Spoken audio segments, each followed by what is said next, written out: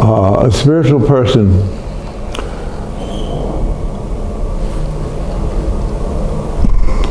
throughout history always has this one sacred wish and desire in their heart to end all the madness of the world forever. It never ceases. It's a need, a desire, a requirement. 10,000 trillion times more than that, it's a knowledge. We know that we can heal, transcend, perfect, care for, and lift the entirety of the souls of the decent people in this particular world system beyond time and space into that glorious heavenly sphere.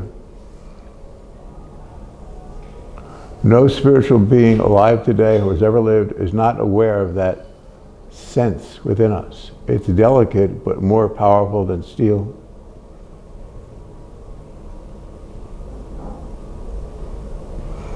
It resides through every thought, every sense, every relationship. At the worst experiences we've ever had, I'll speak for myself, experiences that no one ever needs to have or should. And each time I was aware that I would walk through this to the other end and finish this time appointed. Then all the madness, all the pain and trauma for every decent human being in the world. The mystics of old always, why do they sit off alone? They're without eating or drinking or wanting or needing or desiring, and many times they're afflicted by the insanity of this world. The churches used to draw and quarter them, and then they bury them alongside the church and have people come in adoration at the grave and give the church money. Unbelievable world, isn't it? But it's believable to those who live beyond the church. Built with wood or stone, there is a heavenly temple that the wise always respond to and respect. It's such a contrite sense within the heart of the mystic, and it's ever present at the best and worst moments. You never divulge this secret to people that you are literally God's eyes and heart and soul in the world. We're different than other people. We're not here. We never could be. So we don't relate to this thing. It's confusing at best, temporal at most, meaning in time. And we're aware of that. I don't feel any, well, I'm a mystic like all my friends here. I don't feel any different now than I did when I was 3 or 7 or 20 or 60. I feel at peace with God always. All I have to do is sit down on my chair at home and poof, it's gone. All my friends that are this way are this way. There is a God. There's an awakened state beyond these shores called heaven. Traditionally been called illumination, spirituality. The vision of God, the beatific vision. There are many, many thousands and thousands, millions of books written about it over time, and they're not about histrionics or some purpose in the world or even some gift. They're about transcendence. Most of all, they're about you, about your heart and need to move through this madness to a place of quiet, decency, kindness, and everlasting joy. I say joy, it's not the human emotion. It's a place where you see forever. It's not eyes, but you see, you experience, you perceive the very throne of God, of grace. It's so endlessly pure and purposeful and humbling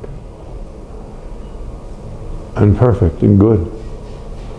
Most of all, you're good, you're humble, you're purposeful. As a mystic, as a spiritual one in this world, the terms enlightenment, all these terms, we're not interested in the everyday, are we? We find them rather distasteful, the everyday activities.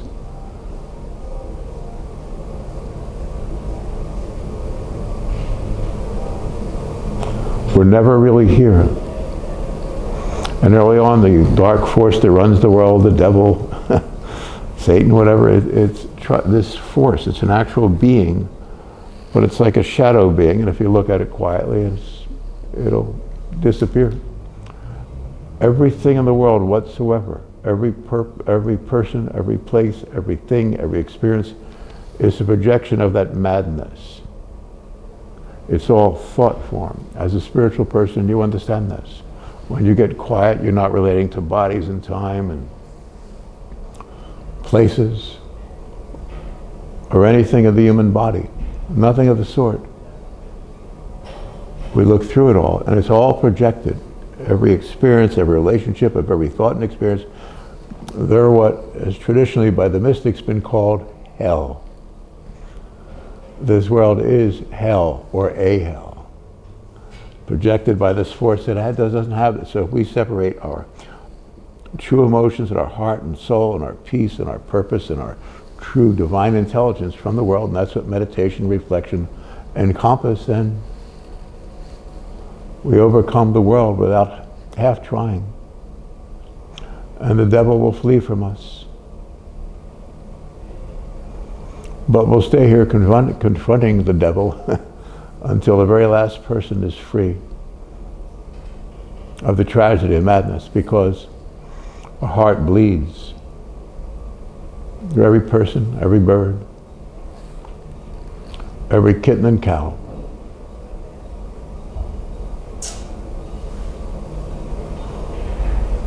Everyone that's born into this madness is here for a purpose,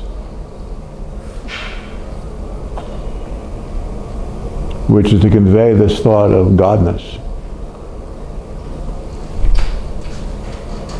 to all and to every, and to each a very good night and the following morning.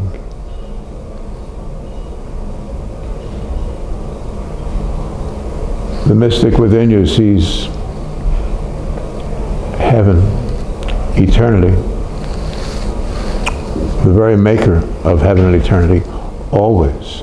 And we transcend bodily consciousness, which is what meditation, reflection, contemplation encompass. When we transcend this with our peace, we're aware of Him, the only God. And you, His ambassador of light and kindness.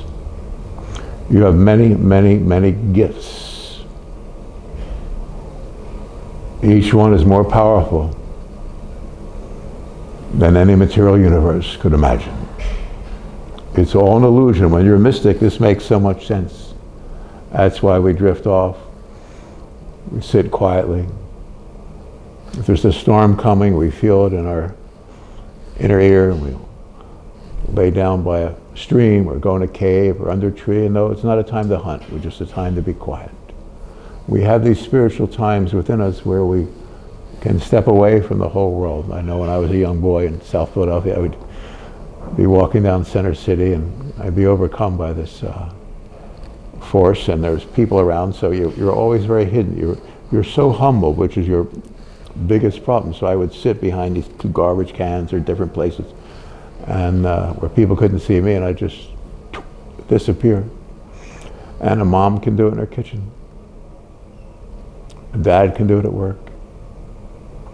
But every spiritual person in the world does do that. Step away, walk away.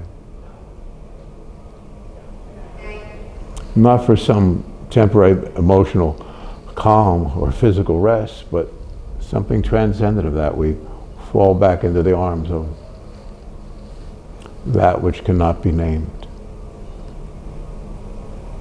We're His. He's ours. If you look at God intently enough, with great humility,